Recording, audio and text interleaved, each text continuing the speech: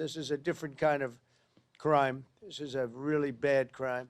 Millions of Americans are praying for those heroes and their families, and I must unfortunately tell you that just seconds before I went on, right now, I heard that Sarah Beckstrom of West Virginia, one of the guardsmen that we're talking about, highly respected, young, magnificent person, started service in June of 2023, outstanding in every way. She's just passed away. She's no longer with us. She's looking down at us right now. Her parents are with her. It's just happened. She was savagely attacked. She's dead. She's not with us. Incredible person. Outstanding in every single way, in every department. Just horrible. As you know, the other young man is fighting for his life. He's in very bad shape. He's fighting for his life, and hopefully we'll get better news with respect to him. And the monster that did this is also in serious condition. But we won't even talk about him. As you may know, DHS has confirmed that the suspect is an Afghan national, flown here by the previous administration, who was such a bad administration. And I have a picture of a plane. This is what it looked like when they came in. It was total bedlam. Do you remember that period of time? Total bedlam. People crammed onto the plane. And the toughest, meanest, most capable physically got on the plane, not the people that we were looking for or that they wanted to bring in. Here's a picture for you. Just take a look at that plane. Standing on top of each other and sitting on top of each other. This is what we had under the Biden administration. That whole thing should have never, ever happened. They should have left from a different base. They should have left from Bagram, as you know, and it would have been a much different story. But they didn't do that, and this was just a rout, just a terrible situation. This heinous atrocity reminds us that we have no greater national security priority than ensuring that we have full control over the people that enter and remain in our country. For the most part, we don't want them. They come in illegally. They have a lot of problems. Their countries force them in because their countries are smart. They don't want them. Let's give them to the Americans to take care of. They come out of jails in many cases, mental institutions, they're gang members, they're drug dealers. We don't want them. Many of the service members on this call today are engaged in crucial aspects of that mission. And to each and every one of you, I just want to thank you so much. Incredible people. You make this sacrifice like few others understand. A lot of them don't even understand it. And you're keeping America safe and free. Our military is strong. My first term, I rebuilt our military, all aspects of our military. And in Afghanistan, we actually gave up a big chunk, but relatively, as much as it seemed like it's small compared to what we bought and to what we have and to what we're buying. We're spending over $1 trillion this year on our military. We have a military, the best in the world. We make the best equipment in the world. And we have the best people in the world. So joining us this evening are 6 units deployed across our hemisphere, representing every branch of the armed forces. First, I want to thank the members of Army's legendary 101st Airborne Division. You know, I've heard about that since I was a little boy. The Screaming Eagles, calling in from Fort Huachuca, Arizona. And you're led by Major General David Gardner, a real tough cookie and great general. I appreciate it, General Gardner. The 101st has done an outstanding job leading the task force, joint task force at our southern border. I mean, we have nobody coming in. They're not coming in. Under Biden, they were coming in by the millions. Now we have nobody coming in. We have a strong border. Nobody talks about it anymore. I'm not giving credit for anything, just like you guys are not giving credit for anything. We do the greatest job, but that's all right. They don't talk about the border anymore because you know why? Nobody comes in. We had 9 months now where we had nobody coming in, zero. And this is being fed. This is the people that do this are they tend to be on the left. They'd love to say millions of people came in through Trump, and they actually said nobody came. Even I find that hard to believe, but they literally are saying nobody came in. And I hope people appreciate the job that you've done and the job that we've all done. But we're stopping the invasion of our country. We stopped it cold. And if you remember, Biden said, I need new legislation. You didn't need legislation. I didn't get legislation. What you needed was a new president. So with your help, we now have the most secure border in American history. It's the single most secure border in American history. So I just want to thank you. And the 101st, I want to thank you very much. The job you've done is amazing, working with all of our great people. We also have the men and women of the U.S. Navy serving as part of the Iwo Jima Amphibious Ready Group under Captain Christopher Farraker. And they're on board the USS Iwo Jima in the Caribbean Sea. Working right by their side are members of the 22nd Marine Expeditionary Unit led by Colonel Tom Trimble. Thank you very much. I think you waved to me because I can see you then. Let's see. There you are, handsome people. They're beautiful looking people. Thank you. Like I could put you in a movie right this second, and the three of you, and I think we'd have a top grossing movie. You don't have people like you in Hollywood. Part of the 22nd MEU is also serving in Puerto Rico, the 3rd Battalion, 6th Marines, Devil Dogs, led by Major Ross Gilchrist. Where is Major? Where are you? Hello, Major. Another central. Is everybody central casting? It's like they're all handsome, tough guys. I don't know what's going on here. But the Navy Marine Corps team is currently helping to defend our country, protect our interests, and literally decimate terrorists. The job you've done is incredible.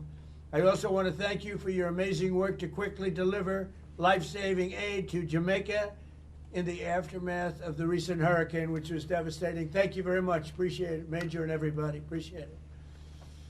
Next up are the airmen serving with one of the most feared bomber forces in the world, the U.S. Air Force's 7th Bomb Wing at Dyess Air Force Base in Texas under the auspices and leadership of Colonel Seth Spanier.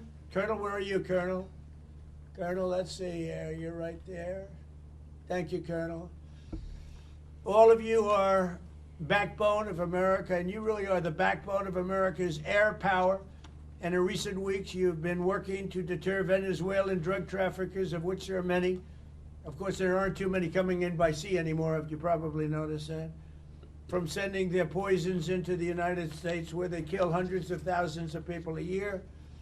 But we're going to take care of that situation. We're already doing a lot. We've almost stopped. It's about 85% stopped by sea. You probably noticed that. People aren't wanting to be delivering by sea. And we'll be starting to stop them by land also. The land is easier. But that's going to start very soon. We warn them, stop sending poison to our country. We also have the 18th Space Defense Squadron at Vandenberg Space Force Base in California, headed by Captain Ryan Weber. Captain, where are you, Captain? Thank you very much, Captain. Great job. Every day you maintain American dominance on the high frontier. You're the guardians of one of the most important domains we have to protect, and you make us very, very proud of the job you do, Captain. Thank you. Finally, we have the great men of the Coast Guard, and I have to tell you, there are a lot of women in the Coast Guard now, too, and we're happy about that. The United States Coast Guard aboard the Coast Guard cutter Forrest Rednar with Lieutenant Commander Alexis Wild. Alexis, where are you? Hi, Alexis. Alexis Wild at the helm, and I'm told that just last month, the Forrest Rednar intercepted a boat with lots and lots of illegal aliens off the coast of California. It was loaded, and then turned them over to the Customs and Border Patrol, and they did it so professionally. The people were very, very impressed with the job you did, Commander, so thank you very much. It was a great job, and thank you for defending our maritime borders with skill and with pride, and the job you do, amazing. So I want to thank all of you again for your amazing service to our country. God bless our warriors. God bless our heroes from West Virginia National Guard. What a group. I love West Virginia. And I want to wish everybody a very happy Thanksgiving. We have a country that we can be very proud of. I was with the King of Saudi Arabia, and he said, you know, sir, last year you had a country that was a dead country. We thought it was dead, and now you have the hottest country anywhere in the world, and it's true. And we're going to be having close to $20 trillion invested. That's record-setting by 10 times. Nobody's ever had anything like it. We're building plants. We're building factories, auto factories, AI plants, the whole thing with artificial intelligence. I don't know the word. I've never liked the word artificial. I don't know what artificials are. I think they ought to change the name. I've always said that's a lousy name to have, artificial anything, but it's a big business. And we're building more. We're leading China by a lot. We're leading everybody by a lot. We make the best military equipment in the world, and they're ordering it at numbers that nobody's ever seen before. But we're doing better than we've ever done before. We have the stock markets just hit for the 48th time an all-time high during the 9 months that I've been here, a little more than 9 months now. And so we have the hottest stock market ever. That's a big thing for 401ks and all of the millions of people with jobs and 401ks. Everybody participates in that. But it's 48 times in a little bit less than 10 months. 48 times we hit an all-time high. And I think we're going to continue, because when these factories that we're building from all over the world, they're coming because of tariffs. I think because of November 5th, the election result, but because of tariffs. And we're taking in hundreds of billions of dollars like we've never done before. And some of that's going to go back in the form of a sort of dividend to our people, but much of it's going to go toward reducing debt. And what it really goes for, and even better than the money we're taking in, is the fact that nobody's attacking our companies and taking them out, stealing them like they've been for many years. Because if they do that, they have to pay a tariff as they make products and sell them into our country.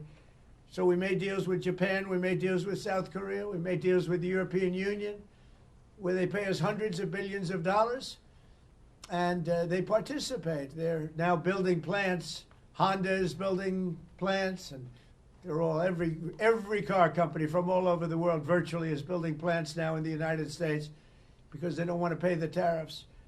So there's never been anything quite like it. It's been amazing. So we're taking in, think of it, hundreds of billions. Next year it'll be $1 trillion or more.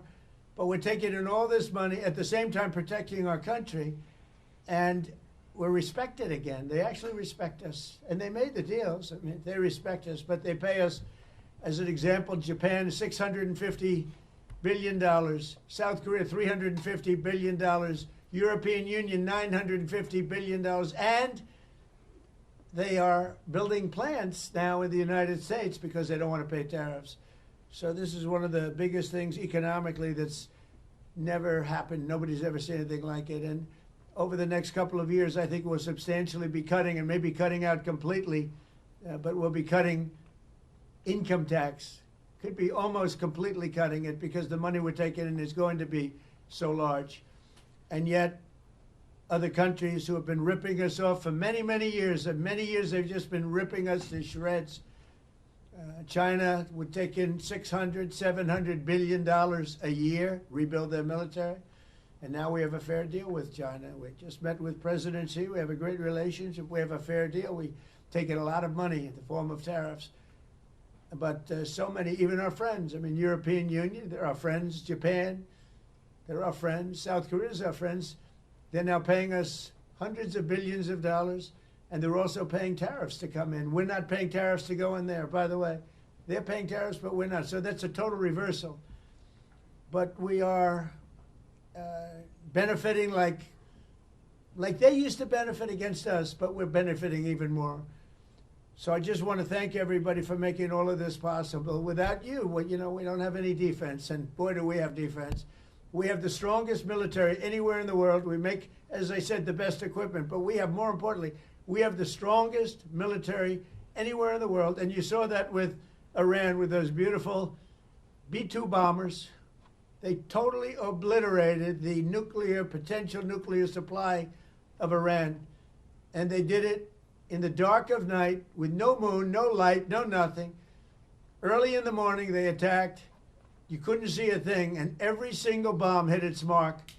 Every single bomb. The Atomic Energy Commission said it was total obliteration. Remember when some of the fake news tried to say, well, maybe it wasn't as bad. Well, it was much worse than anybody thought. And I want to thank those pilots and all of the mechanics and all of the people that serviced and worked on the B-2 bombers. We just ordered a lot more of them. And the reason we did is they were totally incredible, totally invisible. They were stealth. Nobody saw them. They knew they were coming, but they couldn't see them. And they dropped the bomb, and then one of the pilots, commander, said, skedaddle. Let's get the hell out of here. But they dropped those bombs, and they loved doing it. They were so honored. They said to me when they came to I invited them all to the Oval Office, including the people that take care of the machines, because, they flew 37 hours both ways, 37 hours, and there wasn't a sputter from an engine. There wasn't a broken screw. There wasn't a problem. There wasn't a chipped piece of paint. It was a flawless mission. I want to thank General Raisin Kane for that and Pete Hegseth for that. But it was an unbelievable event. We have a country that's so respected again. But when the pilots came to see me, and I gave them a medal, all of them, there were a lot of handsome people. They looked like Tom Cruise, actually. It was very good casting. But I like Tom Cruise, the last of our movie stars, probably. But although we're honoring Sylvester Stallone a little while at the Kennedy Center, so I'm going to put him in that same category. We have Sylvester Stallone and Tom Cruise. But I will tell you that they said for 22 years, sir, our predecessors and us wanted to make this attack. 22 years they wanted to make this attack. And they practiced it 3 times a year for 22 years, and no president gave them the approval to do it until you came along, sir. We want to thank you. I said, did you really enjoy it? They said, sir, we loved it. We loved it. And these are brave men. These are from a different place than some of the people I know who aren't courageous. We have a lot of people that aren't courageous. These people were amazing in the job they did. So with that, I'm going to ask Lieutenant Colonel Charlie Rockwood, who's a highly respected young man, to speak to you. And if you have any questions, I'll answer them. Unlike Biden, he didn't take questions. But I take all the questions you want. You can ask me any damn question you want. And then we go and about you. You probably had your dinner already, but I didn't. And I know exactly what I'm going to have. Turkey. Okay? I believe it's turkey. So, Lieutenant Colonel, if you would, you take over. Go ahead. Yes, sir. We're going to pass it over to Major General David Gardner from the United States Army. Happy Thanksgiving, President Trump. This is Major General Dave Gardner, the commander of the 101st Airborne Division and your Joint Task Force Southern Border. That's right. I appreciate you saying I was tough. Everyone cheered. I assume that means they agreed with you. We are headquartered in Arizona. The service members with me today represent over 10,000 deployed along the 2,000 miles of our border from San Diego to the Gulf of America. We support Customs and Border Protection, U.S. Border Patrol, and as you said, Mr. President, illegal aliens entering our country is at a historic low thanks to our collective efforts. Right. On the screen behind me, you may be able to see some of the images of us patrolling, reinforcing the border wall, and we're doing that 24 hours a day, 7 days a week, including today, Thanksgiving. Our soldiers, Marines, sailors, airmen, guardians, and Coast Guardsmen were able to have fantastic Thanksgiving meals and engage in traditional football games against each other. We're doing well. We all appreciate you taking some time from your family to speak with us today, and thank you for your support, Mr. President, and happy Thanksgiving.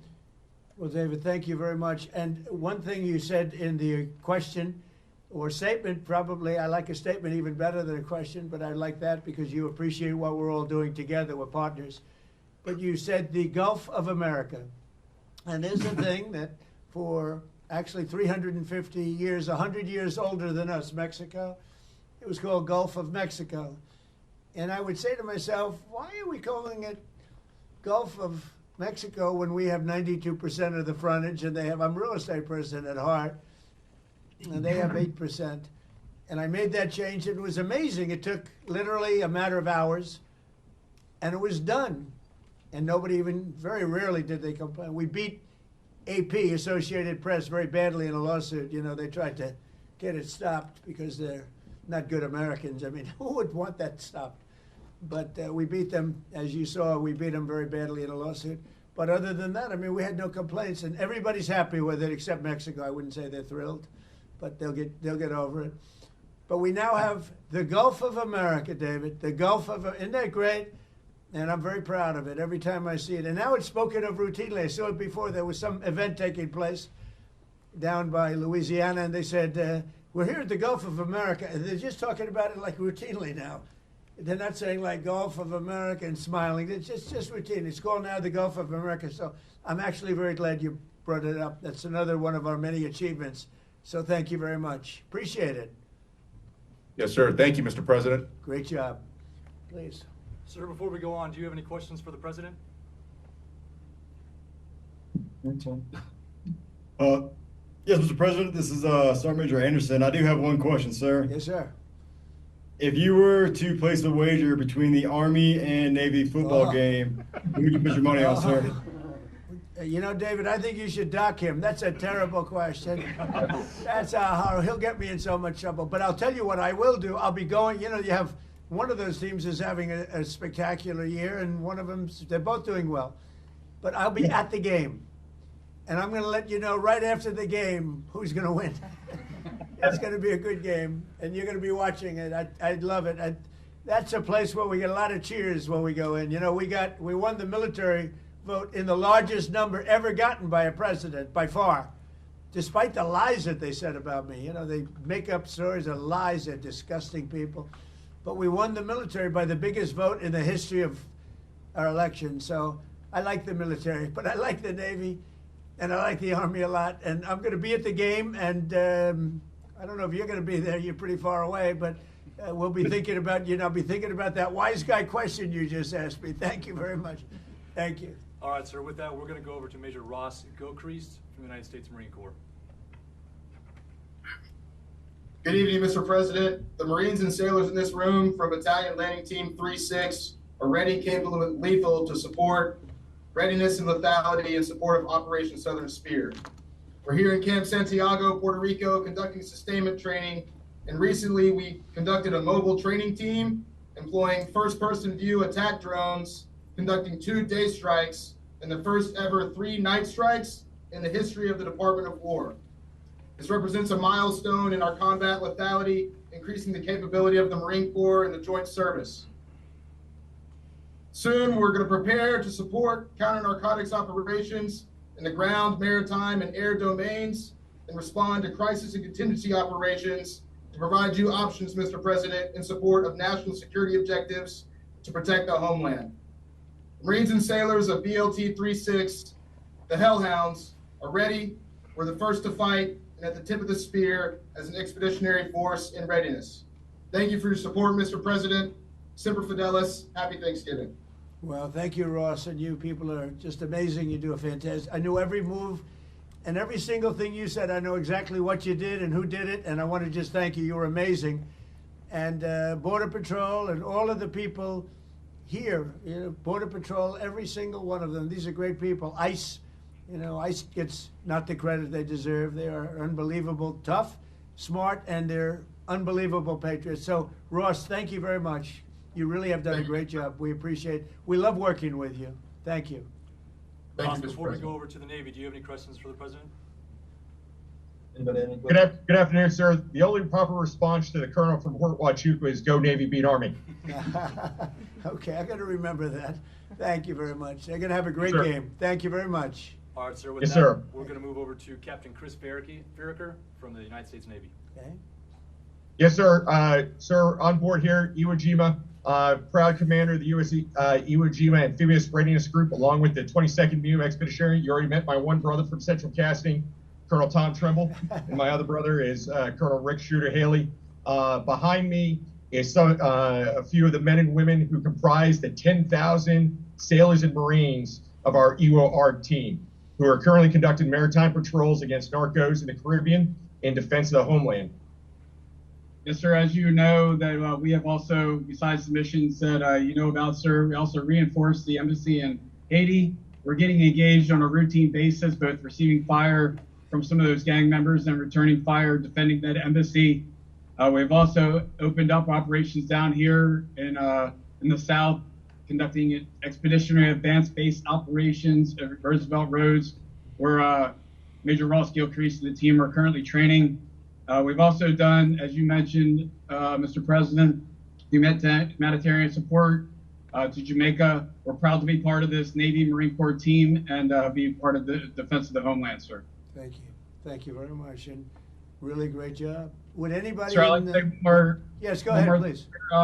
The First Lady came down to North Carolina last week and visited the Marines and Sailors Camp Lejeune, and my wife and my daughter and my two sons were able to meet the First Lady. That's right. And get a picture with her. She was truly gracious, and we really appreciate the time that she spent with the Marines and Sailors. That meant a whole lot to a whole lot of people down in North Carolina, sir. Well, thank you very much. And she had enjoyed it, and she mentioned that, meeting your family. And she said those people are in good shape. They're in very good shape. I don't know if she's referring to me when she says that, because I don't know. That could be a little slight. But she was very impressed with everything she saw. Thank you very much. Sir, before we go to the Navy, Captain Farragut, do you guys have any questions for the President? I do have one selfish one, sir. My daughter's 9th birthday is here in a few days. I was wondering if I could get a happy birthday, Catherine, from you, sir. And her first name is? Catherine, sir. Well, Catherine, you have a father who's a great hero and a great man and highly respected. Happy birthday, and take good care of him. Thanks, sir. Appreciate it. Say hello to her. All right, Anybody back there have a question? I think that's it from us here, sir. Again, appreciate your time and happy Thanksgiving to you and your Happy family. Thanksgiving, sir. Thank you all very much. Great. Have a great Thanksgiving. Thank you. Sir, with that, we're going to go over to Colonel Seth Spanier from the United States Air Force. Happy Thanksgiving, Mr. President. I'm Colonel Seth Spanier, 7th Bomb Wing Commander, and here with me I have Lieutenant Colonel Brian Guyette, our 28th Bomb Squadron Commander, and Major Joseph Spada, our 28th Bomber Generation Squadron Commander. And we're here representing the 4,000 men and women stationed at Dyess Air Force Base in Texas, employing the mighty B-1. Good evening, sir. The Bomb Wing hosts multiple B-1 squadrons that are responsible for everything from training the world's best combat aviators to operational tests, in addition to projecting strength and lethality across the globe. Recently, the Bomb Wings Combat Squadron was forward deployed to the Indo-Pacific, and the men and women that you see behind me were part of the 28th Bomb Squadron and fellow squadrons that executed operations in the Caribbean, and were responsible for demonstrating the latent combat capability of the training squadron, in addition to projecting credibility into the Caribbean on behalf of the long-range strike platform, the B-1B. Well, It is thank you currently very off much. station at Nellis Air Force Base, Nevada. Thank you very much. And I don't know if you know, we have more planes on order in terms of dollars and planes itself, and they have a new one, the F-47, and I didn't name that. It was named F-47. They think I named it. I didn't. They surprised me, but I hear it's stage 6, and it's at a level that nobody's ever seen before. But we have more planes on order right now and things in the works than we've ever had. So from the Air Force's standpoint, I know you know exactly what's on order because we dealt with you and what you like. But we've never had so many planes being built at one time, and we're reinvigorating everything. I know the F-35 has been very good, and we're working on some maintenance issues to get some of them back sooner, as you know, because some of them are out, and rather than having them sit there, we're getting them fixed. Should have happened a long time ago. But we've never been in the position where we've ordered so many, and I think the Air Force has to be very happy about that. Yes, sir, absolutely. Good, thank you. And if you have any questions, please go ahead from your group. Good evening, Mr. President, and happy Thanksgiving. I'm Thank you. Senior Airman Laurent. I'm an intel analyst at the 28th Bomb Squadron. My question for you today is, what is the most memorable obstacle or hardship that you've encountered in your life, and how did this shape you to be the leader you are today? Well, that's an interesting question. But I'll tell you, in terms of obstacles, would be the weaponization of government by the previous administration. That was probably the biggest obstacle. I won by a lot. I ran a second time, I won by a lot. And I ran a third time, and it was too big to rig. But the biggest was that. They went after a lot of great Americans. I was one of them. And I would say weaponization by my opponent was a disgrace to our nation. And I would say it was the most difficult time. And we won. And now today I'm in Florida, but generally I'm in the White House, I'm in the Oval Office. So I look around and say, oh, well, couldn't have been that bad, but it was. It was a disgrace to our nation. And it should never be allowed to happen again. And it's being looked at very strongly. But it's a very interesting question. I don't know that anybody's ever asked me the question that way. But if you did, I would say it was the weaponization and illegal weaponization that they used where our government attacked the president and the former president of the United States of America. And I was fighting for you, not just for myself. I was fighting for you. I was fighting for everyone that I'm looking, all of those incredible patriots that I'm looking at, but the millions of people that are listening right now and the hundreds of millions of people in our country, and we fought and we won, but they're bad people. So thank you. That's a great question. Thank you very much. Thank you, sir. Sir, with that, Sir, one last one. If you could throw Yes. up CHOP, it's our to the Mohawks. That's our squadron motto, CHOP. Oh, good. I love it. Chop. See, we're not allowed to do that anymore. You know, we're not allowed. You're not allowed to use the word Indian anymore. The only one that wants you to are the Indians, all right? I don't think you should ever change. I will never tell you to change, all right? It's great. And they're very proud of it, too, by the way. Thank you all very much. Thank you. Sir, we're going to turn it over to Captain Ryan Weber from the Space Force. Okay. Good evening, Mr. President. My name is Captain Ryan Weber, and I'm the commander of the 18th Space Defense Combat Squadron. Today with me, I have Delta Crew. They're working the holiday swing shift right now, which is led by Lieutenant Cunningham and Sergeant Jackson. We also have 5 orbital analysts with us today. Our mission here at the 18th is space domain awareness, tracking everything to, in, and from space, whether that's a launch, satellite reentry, or maintaining the catalog of 48,000 objects in space. It's been a historical year for 2025. We've had over 273 space launches to this year, 174 of those being from the U.S. And we're just grateful for our newly operationally accepted system to lead the way for the world in space domain awareness. Well, I know all about it because that was my baby, Space Force. So I can't say I have any favorites because I don't want to do that. But I'll tell you, I have a real love for Space Force. And as you know, I did that. We put some very good people in because we were losing to China and Russia substantially. And now we're leading China and Russia substantially. And as you know, Biden came in, he wanted to terminate Space Force. He thought it was funny. He thought it was so funny. The military didn't think it was funny. And he was met with a great force. And the force said, you're not doing this. But I think it's going to go down as one of our most important, as technology goes. The things we're doing now in space are unbelievable. And I think it'll be one of the truly great things that this administration did. I did it in my last term.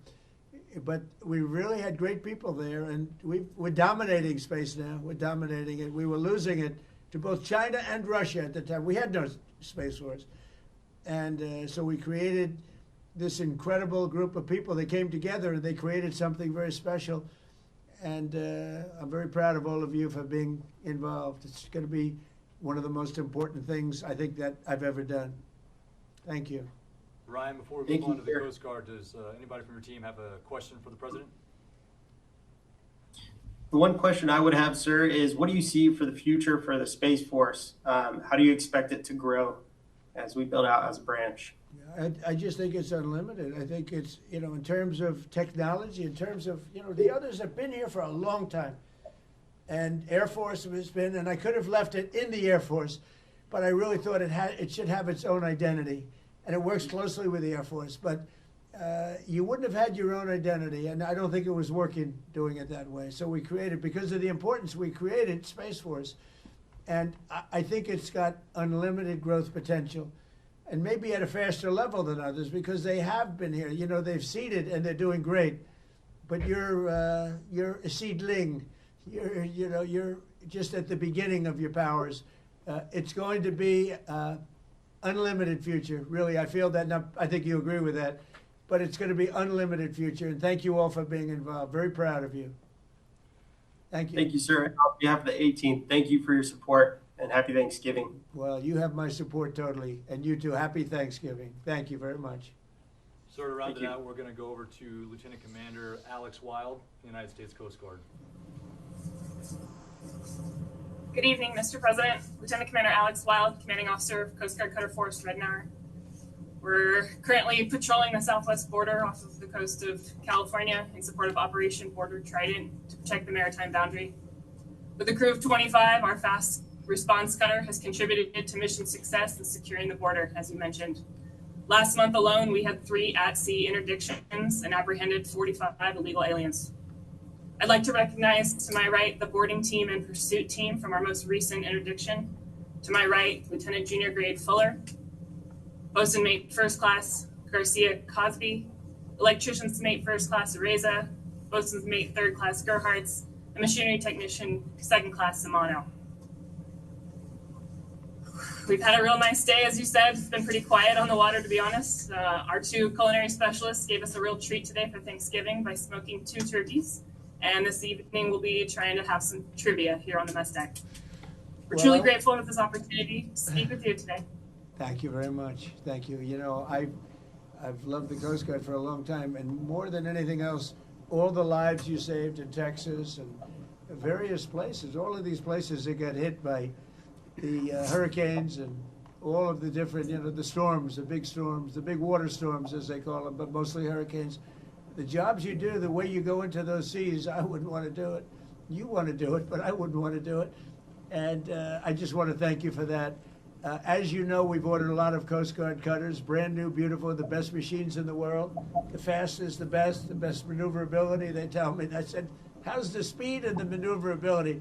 I'm a looks person. I wanted the hull to be perfect. I sort of redesigned the hull a little bit, the hulls, but we ordered a lot, and we're ordering icebreakers too that you're going to be in charge of. We have 11 of them being built right now. We had none. You know, we only have 1 in the whole country.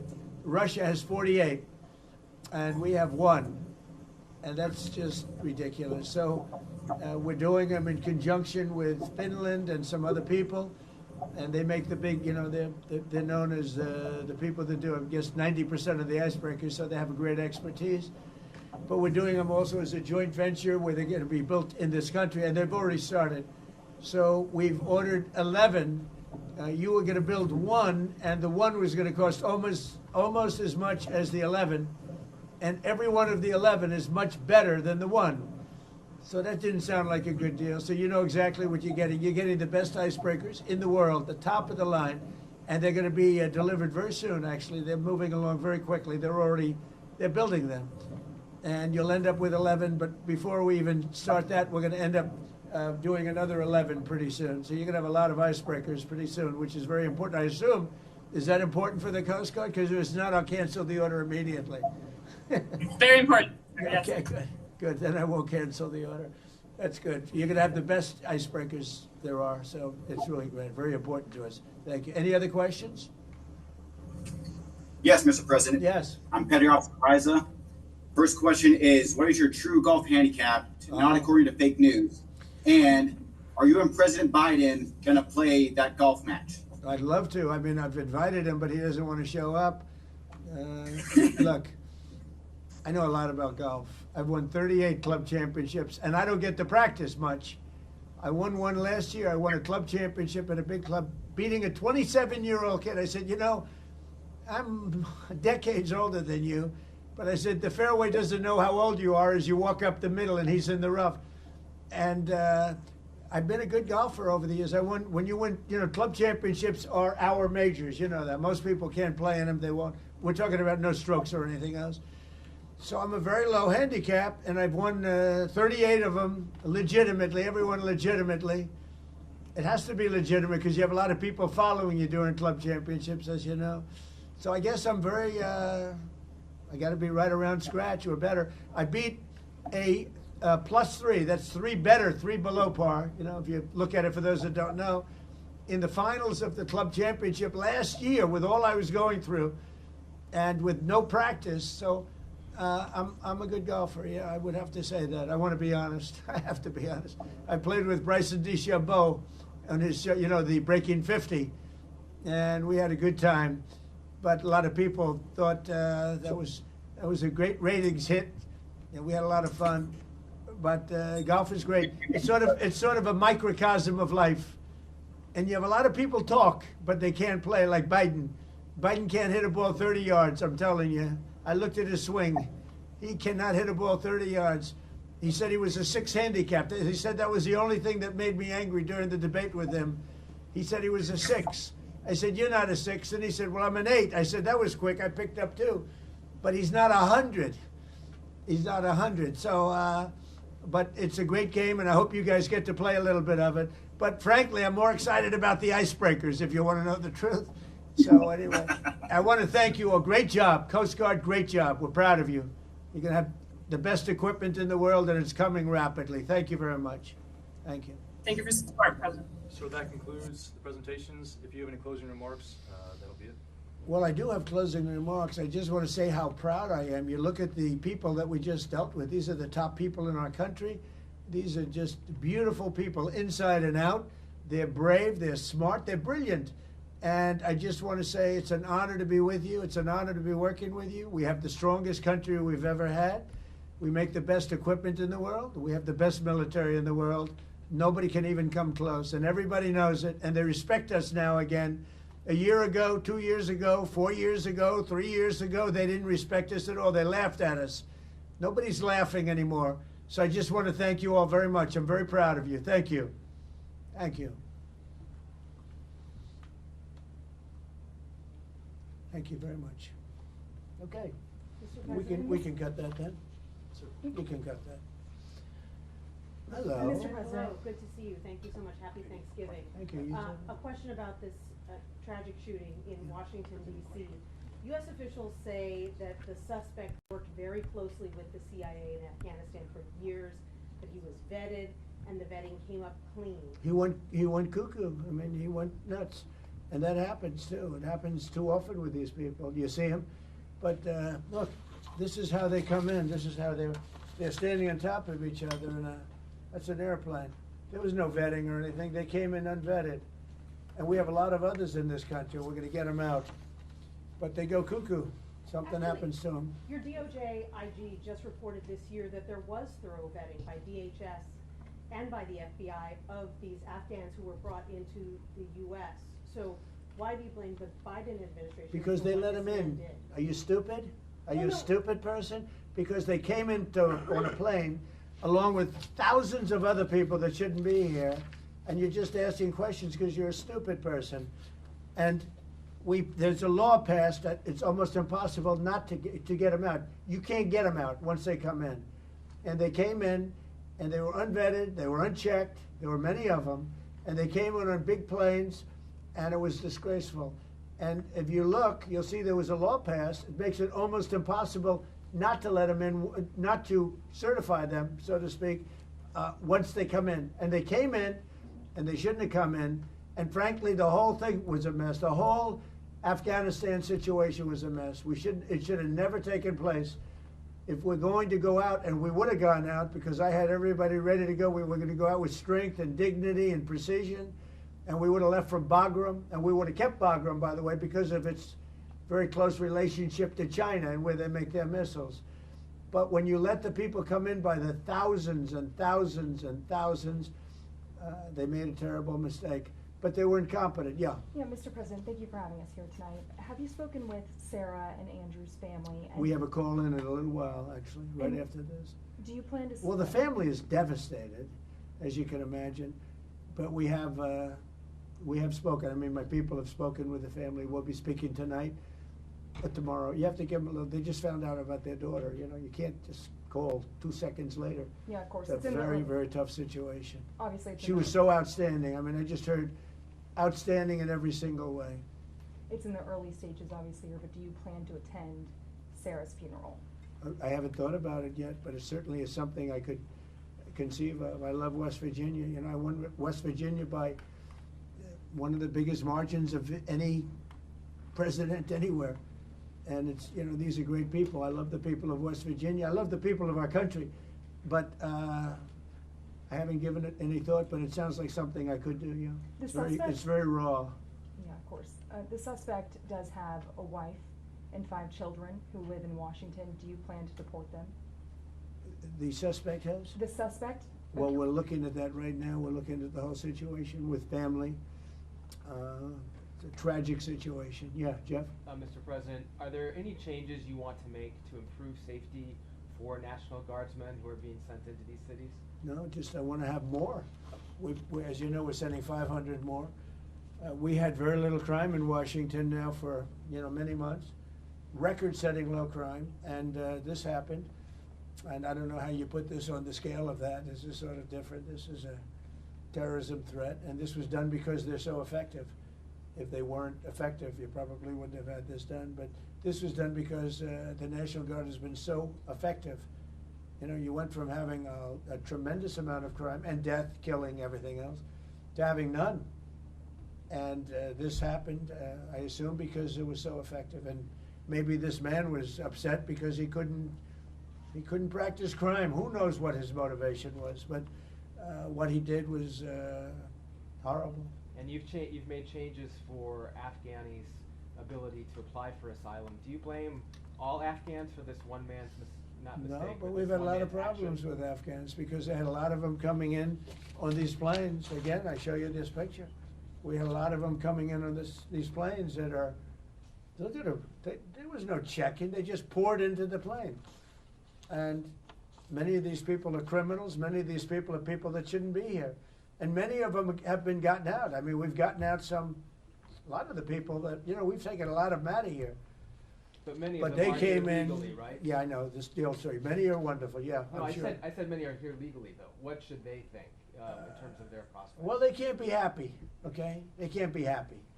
Because what's taking place between that, if you look at Somalia, they're taking over Minnesota, and we got a lot of problems with the gangs, with all of the things taking place in Minnesota. We have an incompetent governor, we have a dope governor. They can't be happy about what's going on. And if you talk about the Afghans, you know, there's a problem because so many bad ones came in on the planes. They just walked in. Whoever the strongest people were physically in a way, but whoever the strongest, they got on the planes. There was no checking. They just swamped the planes. They took off. We had no idea who they were. Yeah, do you want to ask a question behind? Me? Hi, sir. Happy Sure. Thanksgiving. Hi. What do the Somalians have to do with this Afghan guy who shot the National Guard? Nothing, but Somalians have caused a lot of trouble. They're ripping us off for a lot of money. There's a tremendous amount of money going back to Somalia. What the hell are we paying money to Somalia for? But they're ripping off our country at a level that few people have been able to see before. That's about the only thing. You talk about competence. We have Ilhan Omar, who does nothing but complain about our country and our Constitution.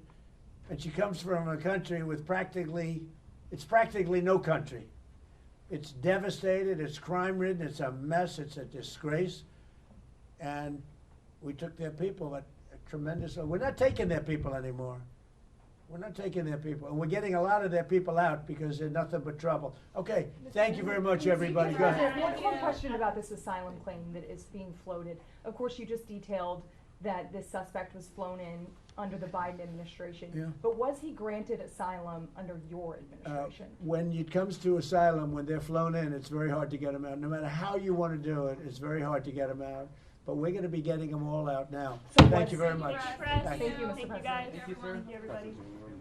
Here, take that picture if you want it, Press. Mr. President, what are you most thankful for this Thanksgiving? Thank you, guys. Keep moving. The fact that America's great again. We've made America great again. America was a dead country. We've made America great again. Here you go. Thank you, everybody. Thank you, Mr. President. Thank you, guys. Thank you. Thank you. Keep moving, everyone.